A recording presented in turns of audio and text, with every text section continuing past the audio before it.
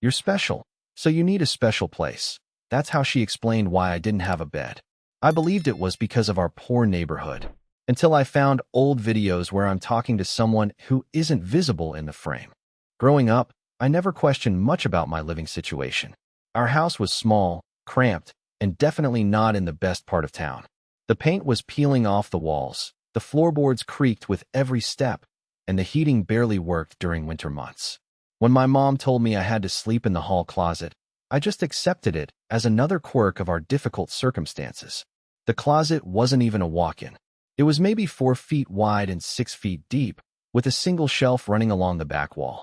She had removed the shelf and put down a thin mattress that barely fit the space. There was no window, no ventilation, just 4 walls and a door that she would close every night at exactly 9 p.m. The smell of mothballs and old clothes never left that space, and even now, years later, that scent makes my stomach turn. I remember lying there night after night, staring at the darkness, hearing the muffled sounds of the television from the living room. Sometimes I would press my ear against the door, trying to make out what show she was watching, imagining myself sitting on the couch next to her like normal families did. But whenever I asked if I could sleep on the couch, or even just on the floor in the living room, she would get this look in her eyes, a mixture of fear and determination that I couldn't understand at the time. During the day, things were different but still strange. She would follow me around the house, always watching, always listening. If I spent too long in any one room, she would find reasons to move me somewhere else. If I sat quietly for more than a few minutes, she would suddenly appear with chores or activities to keep me busy. Looking back, I realized she was monitoring every moment of my existence. But as a child, I thought all mothers were like this. School was my only escape, but even there, things felt off. Other kids would talk about their bedrooms, their toys, their weekend plans. I learned to lie about my home life, making up stories about a bedroom I didn't have and friends I couldn't invite over. When teachers asked about my tired appearance or my difficulty concentrating, I would blame it on the noisy neighborhood or claim I was just naturally a light sleeper. The isolation wasn't just physical. She had rules about everything: when I could eat, when I could use the bathroom, when I could speak. She would time my meals and remove my plate whether I was finished or not. Bathroom breaks were scheduled and strictly monitored. And speaking, well, she always seemed to know when I was about to say something she didn't want to hear. As I got older, the closet became more suffocating. By age 12, I could barely fit comfortably, and by 14, I was practically folded in half every night. My back ached constantly, and I developed this nervous habit of checking over my shoulder, probably from sleeping in such a confined space for so many years. The night I finally outgrew the closet completely, she seemed almost panicked. That's when she moved me to the basement. It wasn't much better: a concrete floor, a single bare bulb, and the constant sound of the water heater humming in the corner. But at least I could stretch out fully, and the ceiling was high enough that I could stand up straight. She installed 3 different locks on the basement door, which she explained was for my protection, though I never understood what I needed protection from in our quiet neighborhood. The basement years were when I started to really question things. I was in high school, seeing how other families lived, hearing about normal teenage experiences that seemed completely foreign to me. When I asked about having friends over, she would launch into long explanations about how dangerous other people could be, how they might try to hurt me or lead me astray. When I asked about getting a part-time job like my classmates, she would remind me that I was too special, too fragile for the regular world. After high school, I managed to get into a local community college, though she fought me on it every step of the way. She insisted I live at home, commute to classes, and come straight back each day. She would time my trips, calling the school to verify my schedule, and demand detailed accounts of every interaction I had. College was supposed to be about freedom and self-discovery, but for me, it was just an extension of the controlled environment I had always known. It wasn't until I was 21 that I finally found the courage to move out. I had saved money from a work-study program and found a tiny studio apartment across town. The night I told her I was leaving, she cried for hours, begging me to stay, telling me I wasn't ready for the world, that terrible things would happen if I left her protection. But I was desperate for independence, and despite her protests, I packed my few belongings and left. Living alone was terrifying at first. I had never made my own decisions about when to eat, when to sleep, or how to spend my time. I would lie awake at night in my actual bed, in my actual bedroom, feeling overwhelmed by the freedom and space. Sometimes I would wake up in a panic, forgetting where I was, expecting to find myself back in that familiar closet or basement. The first few years of independence were a struggle. I had to learn basic life skills that most people take for granted: how to grocery shop, how to manage money, how to maintain relationships. I was socially awkward, having spent so much of my childhood isolated from normal interactions. Dating was particularly difficult because I couldn't explain my background without sounding like I was making up an elaborate story. But slowly, I started to build a life for myself. I got a better job, made a few friends, even had a couple of relationships that lasted more than a few months. I would visit my mom occasionally, but those visits were always tense. She would ask probing questions about my daily routine, my work schedule, my social interactions. She seemed constantly worried that something bad was going to happen to me, though she could never explain what exactly she was afraid of. About 6 months ago, she had a stroke. Nothing too serious, but enough to land her in the hospital for a few weeks. While she was recovering, I went to the house to collect some of her belongings and handle her mail. Walking through that house as an adult was surreal. Everything seemed smaller, more cramped, more depressing than I remembered. The closet where I had spent so many nights looked impossibly tiny, and I couldn't believe I had actually fit in there for so many years. That's when I decided to do some cleaning and organizing.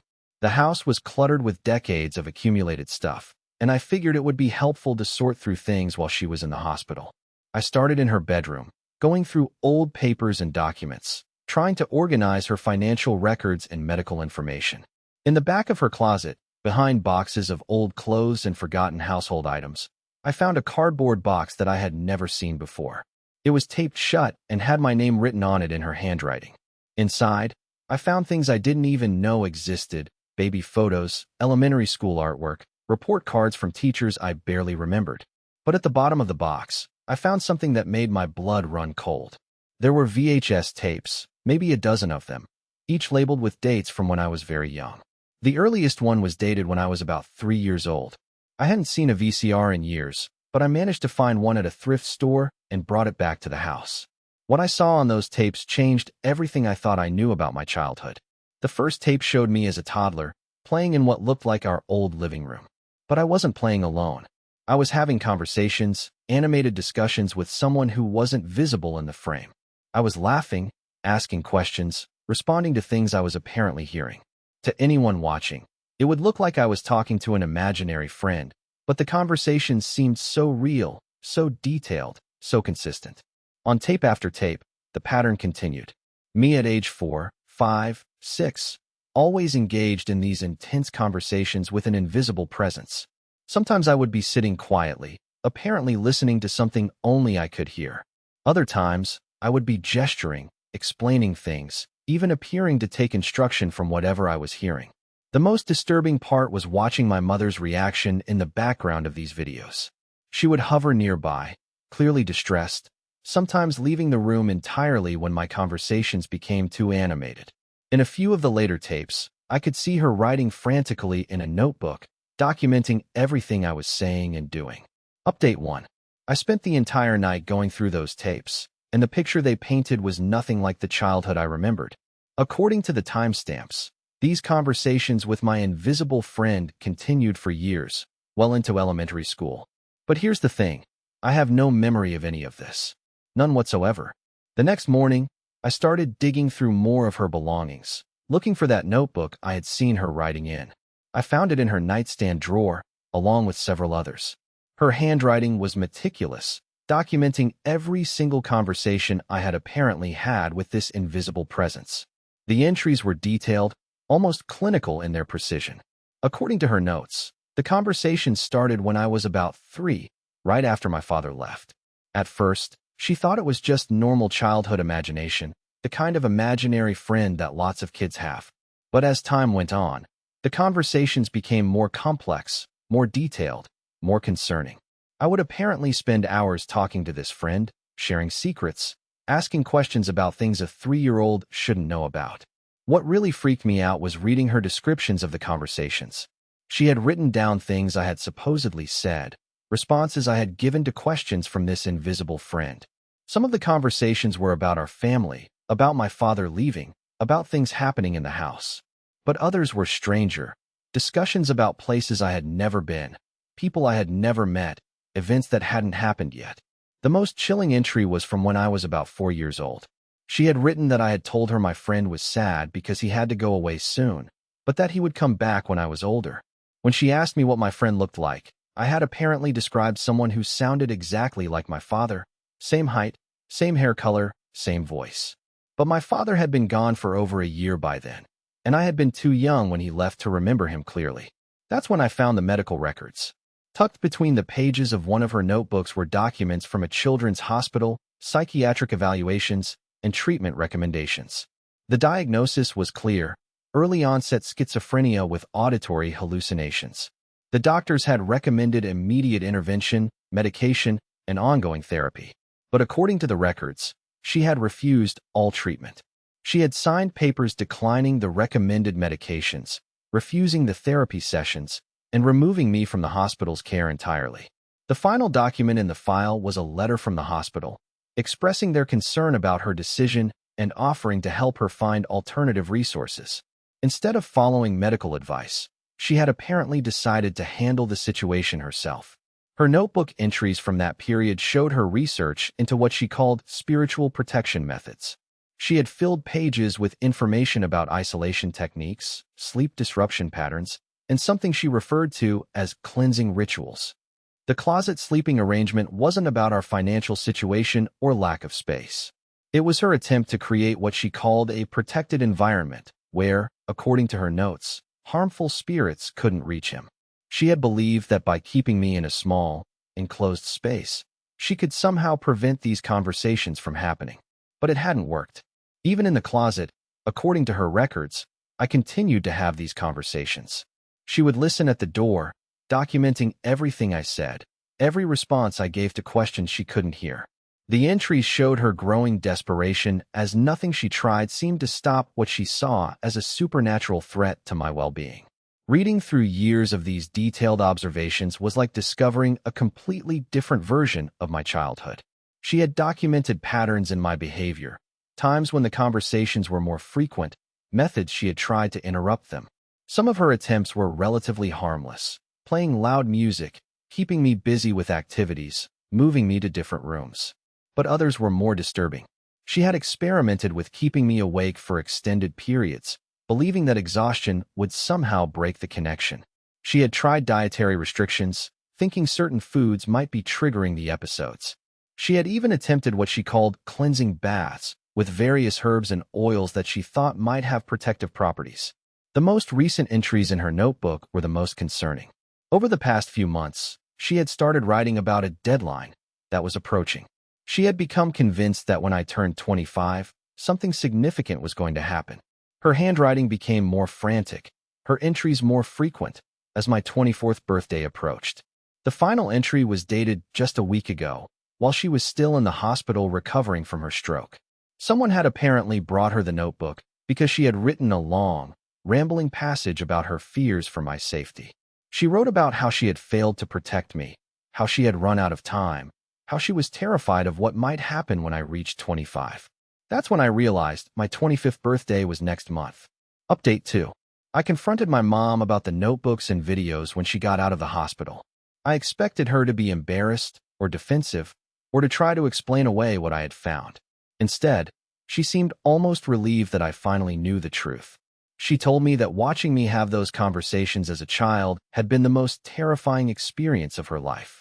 She said I would carry on detailed discussions with this invisible presence for hours, sometimes even arguing with it, sometimes laughing at things it apparently said.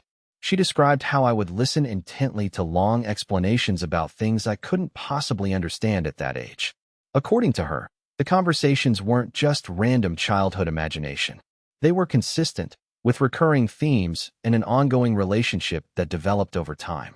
She said I would talk about this friend like he was completely real, describing his appearance in detail, mentioning things he had told me about his own life and experiences. What scared her most was how much I seemed to know about things I had never been exposed to. She claimed I would mention places I had never been, people I had never met, events that hadn't happened yet, but sometimes would occur weeks or months later. She became convinced that whatever I was talking to wasn't just a figment of my imagination, but something more dangerous. When the doctors diagnosed me with schizophrenia, she panicked. She had grown up in a family that didn't trust medical professionals, and the idea of putting a 3-year-old on psychiatric medication seemed wrong to her. Instead, she decided to research alternative approaches, which led her down a path of increasingly desperate measures. She admitted that the closet idea had come from something she had read about sensory deprivation and spiritual protection. She thought that by limiting my environment, she could somehow limit whatever was influencing me. When that didn't work, she tried other methods: the sleep deprivation, the dietary restrictions, the various rituals she had documented in her notebooks. But here's the part that really shook me. She swore that the conversations had continued throughout my childhood, even after I supposedly stopped having them. She claimed that even when I was sleeping in the closet, she could hear me talking to someone at night. She said the conversations just became quieter, more secretive, but they never actually stopped. According to her timeline, the conversations didn't end until I was around 14, which was exactly when she moved me out of the closet and into the basement. She believed that whatever had been talking to me had finally given up, that her protective measures had worked. But apparently, she never stopped worrying that it might come back. The most disturbing part of our conversation was when she told me about the warnings. She claimed that during some of my childhood conversations, I would relay messages from my invisible friend about future events. She said I had told her things that later came true, minor things at first, like weather changes or small accidents in the neighborhood. But as I got older, the predictions became more specific and more concerning. She showed me a separate notebook where she had documented these predictions. Most of them were vague enough that they could be interpreted as coincidences, but a few were specific enough to be genuinely unsettling. According to her records, I had predicted my grandfather's death 2 weeks before it happened, described a car accident that later occurred exactly as I had described it, and even mentioned a fire at the local grocery store that happened months later. The reason she had become so concerned about my 25th birthday was because of something I had apparently said when I was about 7 years old. According to her notes, I had told her that my friend was going away for a while, but that he would come back when I was 25 to take me with him. She had written down the exact words I had supposedly used, and reading them made my skin crawl. But here's what really messed with my head. I had absolutely no memory of any of this. Not the conversations, not the predictions, not even the punishments she had described. My childhood memories were fuzzy, but they didn't include any of the experiences she was describing. It was like she was telling me about someone else's life. That night, I went back to my apartment feeling completely disoriented. Everything I thought I knew about my childhood, about my mother's behavior, about my own mental health, had been turned upside down. I started questioning whether the memories I did have were real, or whether there were other things I had forgotten or blocked out. I decided to do some research into childhood schizophrenia and early memory formation. What I found was that it's not uncommon for people to have no memory of early psychotic episodes, especially if they occurred during crucial developmental years. The brain sometimes blocks out traumatic or confusing experiences as a protective mechanism. But I also found information about how isolation and sensory deprivation can affect memory formation and psychological development. Some of the techniques my mother had used were similar to methods that had been documented in cases of psychological abuse. The line between protection and harm became very blurry as I read through various case studies and research papers. 3 weeks later, something happened that made me question everything even more. I was lying in bed, almost asleep, when I heard something that made my blood freeze. It was a voice, clear as day, speaking directly into my ear. The voice was familiar, though I couldn't place it, and it said just one word: soon. I shot up in bed, heart pounding, looking around my empty apartment. There was no one there, no television or radio that could have been the source. The voice had been so clear, so close, that I was certain someone was in the room with me. But I was completely alone. The next morning, I tried to convince myself it had been a dream, or maybe a sound from another apartment that I had misinterpreted. But the voice had been too clear, too distinct, too familiar. It reminded me of something from a long time ago, though I couldn't quite place the memory. That's when I realized my 25th birthday was exactly 1 week away. Final update. My 25th birthday came and went without incident. I had been dreading it for weeks. expecting something dramatic or terrifying to happen based on my mother's predictions and concerns.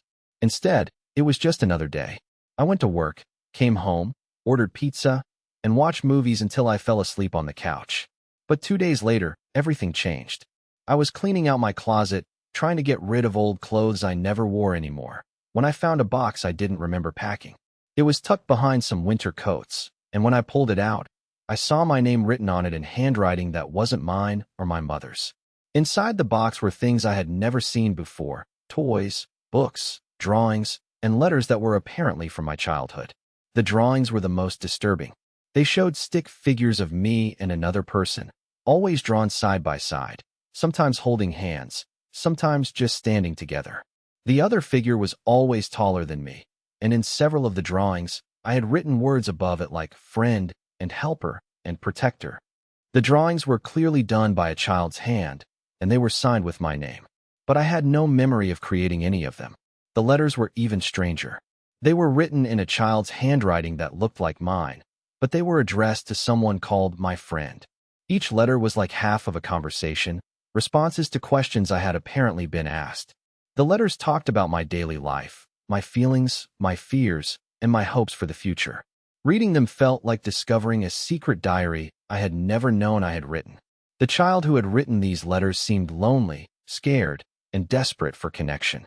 He wrote about feeling different from other kids, about not understanding why his mother was always worried, about wanting to be normal and have a regular family. The most recent letter in the box was dated just a few days before my 14th birthday. It was longer than the others, and it read like a goodbye letter. The child who wrote it seemed to be saying farewell to this friend, thanking him for years of companionship and promising to remember him always. The letter ended with a promise to meet again when he was older and stronger. That night, I called my mother and asked her about the box. She was quiet for a long time before admitting that she had found it years ago when I was a teenager. She had been cleaning my room and found it hidden under my bed. She said she had taken it and put it away because she didn't want me to be reminded of those difficult years. She told me that she had been hoping I would never find it, that I would continue to live my life without any memory of those childhood experiences. She said she thought she had succeeded in protecting me from whatever had been influencing me as a child, and she didn't want anything to bring it back. But then she said something that made me realize the truth about my entire situation. She admitted that she had been lying about one crucial detail. The conversations with my invisible friend hadn't stopped when I was 14. They had continued, but I had apparently learned to hide them from her. According to her, she would sometimes catch me talking quietly to myself, or she would hear me responding to questions that no one had asked. She said I had become very good at disguising these interactions, making them look like normal behavior. She had been afraid to confront me about it because she didn't want to trigger a relapse into the more obvious symptoms I had displayed as a younger child. The reason she had been so worried about my 25th birthday was because I had apparently told her, during one of these hidden conversations, that my friend was planning to return on that date. She said I had seemed different in the weeks leading up to my birthday, more distant, more secretive, like I was preparing for something significant. That's when I realized what had really happened. I hadn't stopped having these conversations with my invisible friend. I had just learned to hide them so well that even I wasn't consciously aware of them anymore. The voice I had heard the night before my birthday wasn't the return of something from my childhood. It was something that had never really left. The next few days were a blur of confusion and self-reflection. I started paying attention to my own behavior in ways I never had before. I noticed that I sometimes moved my lips when I was alone, as if I was talking to someone. I caught myself nodding or shaking my head in response to thoughts that seemed to come from outside my own mind.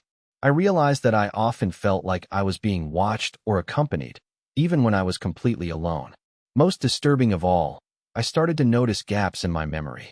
Not major blackouts, but small periods of time where I couldn't quite remember what I had been thinking about or what I had been doing. It was like there were parts of my daily experience that I wasn't fully present for, moments when something else was occupying my attention. One evening, I decided to try an experiment. I sat in my apartment with a voice recorder, and I tried to recreate the kind of conversations my mother had described from my childhood. At first, nothing happened. I felt foolish, sitting alone in my living room, trying to talk to an invisible presence that I wasn't even sure existed. But then, gradually, I began to feel a familiar sensation. It was like there was someone else in the room with me, someone who was listening, waiting for me to acknowledge their presence. The feeling was so strong that I actually turned around to check if someone had somehow entered my apartment without me noticing. When I played back the recording later, I was shocked by what I heard. My voice was clearly audible, but I was only speaking every few minutes, as if I was responding to a conversation that the recorder wasn't picking up. My responses were coherent, but they were answers to questions I couldn't remember hearing. The recording lasted almost 2 hours, and throughout the entire session, I was apparently engaged in a detailed conversation with someone who wasn't there. I talked about my life, my relationships, my fears about the future. I answered questions about my childhood, my mother, my memories of being isolated and controlled. But the most unsettling part was listening to myself talk about things I didn't consciously remember. I described events from my childhood that weren't in my regular memories, experiences that matched the entries in my mother's notebooks. I talked about the closet, the basement, the constant feeling of being watched and monitored, all with details that I shouldn't have been able to recall. Near the end of the recording, I heard myself having what sounded like an argument. I was clearly disagreeing with something, becoming more agitated, insisting that I wasn't ready for some kind of change or commitment. The conversation ended abruptly, with me apparently saying goodbye and promising to think about what had been discussed. I had no memory of any of this conversation. That night, I finally understood what had been happening to me my entire life. I had been living with a presence that I couldn't consciously perceive, but that had been influencing my thoughts, my decisions, and my experiences for over 20 years. My mother's attempts to protect me hadn't eliminated this presence. They had just taught me to hide it, even from myself. The voice I had heard before my birthday, the box of childhood memories, the gaps in my consciousness, they were all part of a relationship that had been continuing without my awareness. I wasn't being haunted by something from my past. I was being accompanied by something that had become so integrated into my life that I couldn't distinguish between my own thoughts and its influence. But now that I was aware of it, I had to decide what to do. I could try to fight it, to find ways to eliminate this presence from my life entirely. I could seek medical help, try the medications and therapies that my mother had refused when I was a child. I could try to live a normal life, free from whatever had been shaping my experiences for so long. Or I could accept it. I could acknowledge that this presence, whatever it was, had been my companion through the loneliest and most difficult periods of my life. It had been there when my father left, when my mother isolated me, when I struggled to connect with other people. Maybe it wasn't something to be feared or eliminated, but something to be understood and integrated. I'm still not sure which path I'm going to choose. But for the first time in my life, I feel like I'm making the decision consciously, with full awareness of what I'm choosing between. Whether this presence is a symptom of mental illness, a supernatural entity, or something else entirely, it's been part of my reality for as long as I can remember. The only thing I know for certain is that I'm no longer alone in the way I thought I was. Whether that's a blessing or a curse remains to be seen.